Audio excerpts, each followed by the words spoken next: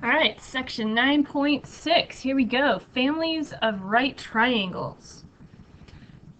Okay, so what I'm about to show you is you're gonna learn 4 families of right triangles, and you need to know all 4 families, and you need to know them backwards and forwards, inside out, memorize them, be able to work with them really quickly. Okay, because it's going to make life a lot easier because you'll be able to solve problems a lot faster.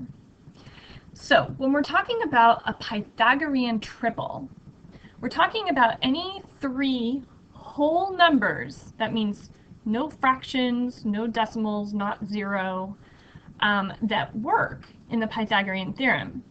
So that means A, B, and C have to be whole numbers that actually give you a true equation when you plug them in.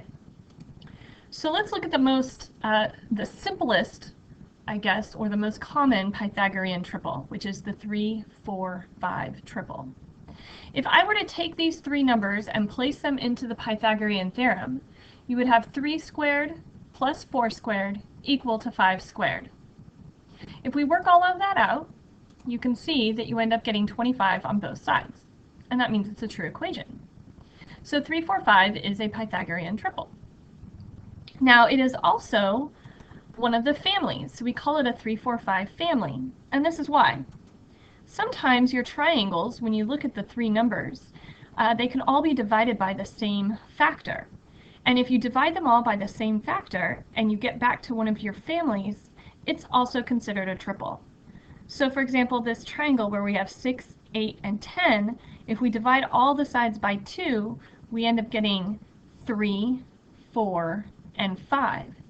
And if you actually plugged in the 6 squared plus 8 squared equal to 10 squared, you would see that it also works. So the 6, 8, 10 is also a triple. It's just part of the 3, 4, 5 family. Here's another one. If we divided all 3 of these sides by 3, we still get a 3, a 4, and a 5. Okay, so that's the 3, 4, 5 family, and I have a feeling nobody's going to forget that one because it's the easiest one, right? But there are 3 other families that you are responsible for knowing. That's by no means that there are only a total of 4 families. There's an infinite number of families out there. We are just going to be concentrating on these 4 families. So the first one that you need to know, aside from the 3, 4, 5, is going to be the 5, 12, 13 family. The next one is the 7, 24, 25 family. And the last one is the 8, 15, 17 family. So memorize these, know them backwards and forwards, okay? You gotta know them. All right, so let's see how we can use these triples and these families to our advantage when we want to solve a right triangle. Okay, what we're going to use is something called the principle of the reduced triangle. So let's use this first one to demonstrate what I'm talking about.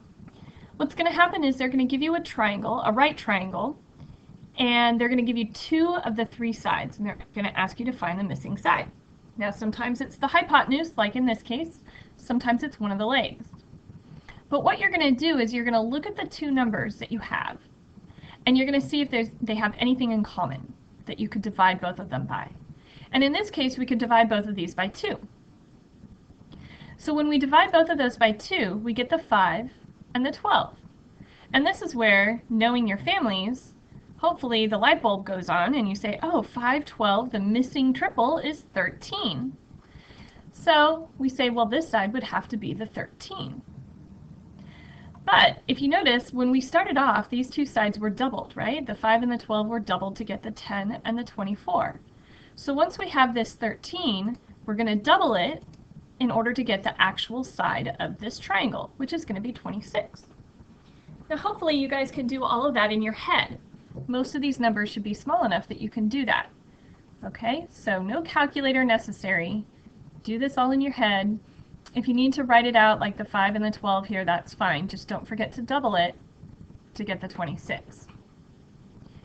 Now we can use the principle of the reduced triangle in problems that don't involve triples. It just makes things a little easier to plug into the Pythagorean theorem. So if you look at this problem, 6 and 18 root 3, well, that's not part of a family at all, but they both have 6 in common, so I can divide both sides by 6. When I do, I get 1 over here, and I get 3 root 3 over there. What that means is that I can actually plug in the 1 and the 3 root 3 into my Pythagorean theorem. Probably a lot of you can do these calculations in your head and quickly realize that this length right here would be 2 root 7. Now that's only if we had reduced the triangle by dividing by 6. So if we want to get back to the original side lengths, we're going to have to take this 2 root 7 and multiply by 6 to get 12 root 7. So this is a really fast way and an easy way to do these problems, especially if you don't have a calculator at your disposal. All right, so you're going to have a bunch of triangles in your assignment that you're going to be working on. I want you to not use the Pythagorean theorem unless it's absolutely unavoidable. Okay, I really want you to practice using these triples and practice not having to show a lot of work. And I know that sounds really weird coming from me because I'm all about showing your work, but you need to get really good at trying to do a lot of this stuff in your head. Okay, and just as an added bonus, I know you guys aren't going to like this little announcement, but you need to have all of these memorized, and in a couple weeks, I don't know exactly which day it's planned, I will let you know later, you will have a timed quiz where you don't get to use your calculator to solve 8 triangles. And I think you only get, it's like 2.5 or 3 minutes, I can't remember which, to do all of these. Okay, now if you know all of these triples really well, it's going to be really easy. Okay, if you don't and you have to rely on plugging them into the Pythagorean theorem, you're not going to get finished in time. Okay, so just be aware that if you don't practice using the principle of the reduced triangle with these triples, you won't be prepared for that quiz. Okay, now that I've scared you, I'm so sorry, I don't want to scare you, but I just needed you to be aware of what's going on. Good luck with your assignment. I hope it goes smoothly for you.